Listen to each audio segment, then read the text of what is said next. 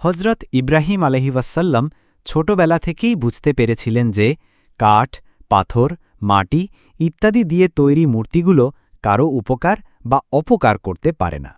কিন্তু তার কওমের লোকেরা এইসব মূর্তিকেই পূজা করত। তিনি তাদেরকে অনেকবার বুঝাতে চেষ্টা করেছেন।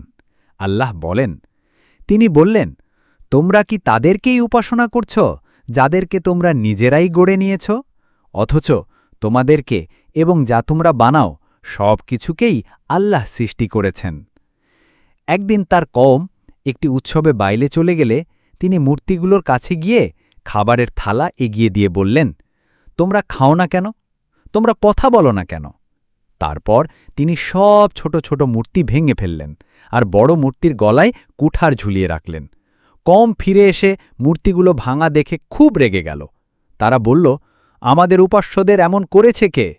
কেউ বলল, আমরা শুনেছি এক যুবক আছে, তার নাম ইব্রাহিম, সে এগুলোর বিরোধিতা করে। তাকে এনে জিজ্ঞেস করা হল, হে ইব্রাহিম, তুমি কি এ কাজ করেছ? তিনি বললেন, বড় মূর্তি এই কাজ করেছে। তোমরা যদি সত্যবাদী হও তবে তাকে জিজ্ঞেস করো।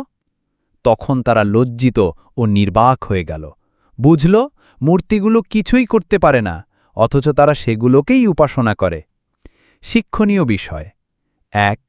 মূর্তি বা ভুয়া উপাস্য কোনো কাজে আসে না। ২. সত্যের পক্ষে অবস্থান নিতে হলে ধৈর্য ও সাহস দরকার। ৩. আল্লাহ ছাড়া কারো ইবাদত করা শিরক। এরকম সুন্দর ঘটনা পেতে আমাদের চ্যানেলটি সাবস্ক্রাইব করে রাখুন এবং পুরো ভিডিও পেতে ঘুরে আসুন আমাদের চ্যানেলে।